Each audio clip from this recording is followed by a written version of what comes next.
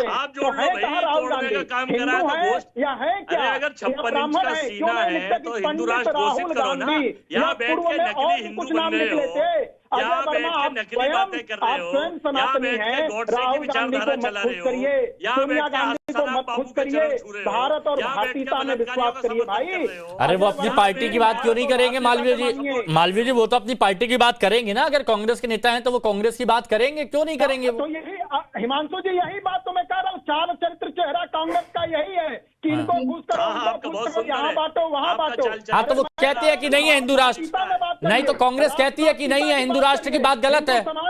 ठीक है संजय राणा जी, संजय राणा जी, ये अभी जो कन्वर्सेशन हुई आपने अजहरी साहब को सुना, कुरैशी जी को भी सुना, अजय वर्मा जी को भी सुना, हिंदू राष्ट्र की बात करते हैं और इसीलिए यहां पर सबसे ज्यादा खतरा हिंदू मुस्लिमों को अगर है तो वो भागवत से है, मोदी से है, ये कहा गया। अब आप जवाब दीजिए।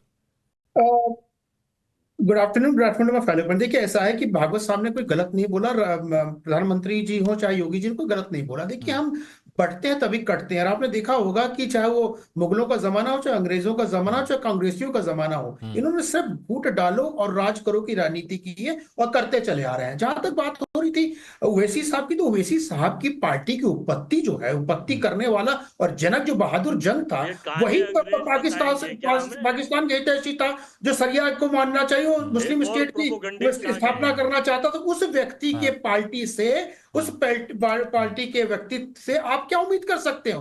वो हिंदुओं की बात करेगा, वो हमें इस्लामिक बात करने वाला व्यक्ति है और इस्लाम की ही बात करेगा। बहादुर जंग चाहते थे कि हैदराबाद जाकर पाकिस्तान में मिल जाए, तो उसी की विचारधारा को मानने वाले तो वैसी है, वैसी उसी पार्टी का अध्यक्ष इस समय, तो उस तरह की चर्चा की जाएगी। जहां तक बात हो रही थी कि हिंदुओं को खतरा है आरएसएस से, नहीं, हिंदुओं को और इस राष्ट्र को, इस संस्कृति को खतरा है ओवैसी ऐसे विचारधारा वाले नेताओं से, इस्लामिक सोच वाले नेताओं से, रेडिकलाइजेशन करने वाले नेताओं से।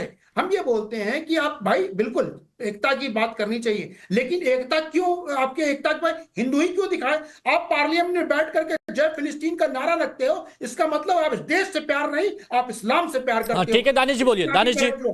वो कहीं ना कहीं प्रश्चित उठेगा। अच्छा बस अरे अब मैं जवाब देता हूं। देखिए सबसे पहली बात तो उन्होंने बहुत सारी बातें बताई कि कासिम रिजवी क्या था, ये क्या था, वो क्या था, पर शायद उनको ये नहीं मालूम, बेचारे अधिवक्ता जो हमारे मित्र भाई, उनको ये नहीं पता कि संघ परिवार के साथ में जो मर्ज हो गई वो हिंदू महासभा, वो जिन्ना के साथ अलायंस में लाहौर में और बंगाल में भी सरकारें चला, इतिहास नहीं पता है।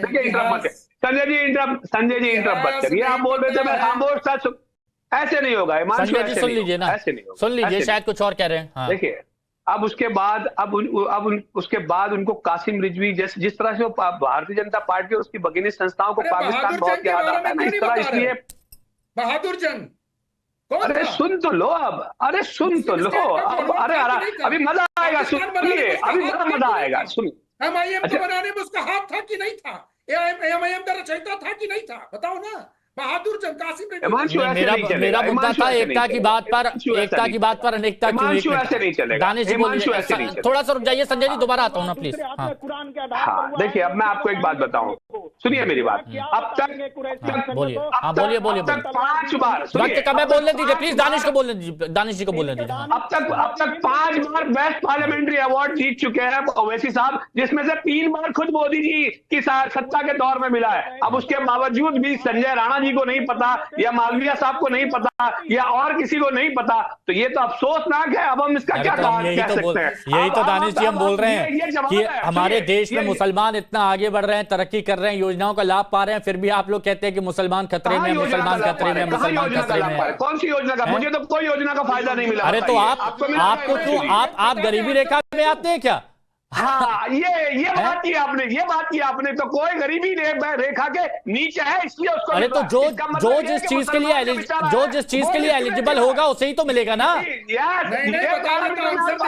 हिमांशु जी, ये पैरामीटर में फंस गए। कोई गरीबी रेखा के नीचे है तो वो मुसलमान, तो आपको मुसलमान नजर आता है, गरीब नहीं नजर आता। तो भाई उसमें हिंदू भी है, उसमें हिंदू भी है। अब इसमें भी आप गरीबों में भी धर्म बांट दीजिए करण वर्मा जी। अब इसमें भी बात अलग आ गई करण वर्मा जी। देखिए ना, मैं वही तो कह रहा हूं। करण वर्मा जी अब 1 मिनट बोलने दीजिए। देखिए ये एक्सपोज कैसे हो, करण वर्मा जी बोलिए। ये कभी कभार बोलते हैं भाई हमने राज किया हुआ है, हम हुक्मराने वक्त रहे हुए हैं, और फिर एकदम से मजलूम बन जाते हैं जब इनको रिजर्वेशन चाहिए होती है। जब 1 मिनट बोलने दीजिए। वैसे बोलेंगे जी हमारे यहाँ कास्ट नहीं है, जब इनको चाहिए होता है रिजर्वेशन कहते हैं भाई हमारे दलित मुस्लिम भी हैं, हमारे पसमंदा भी हैं। जब मन होगा कास्ट नहीं है, जब मन होगा हम राजा हैं, जब मन होगा हम फकीर हैं।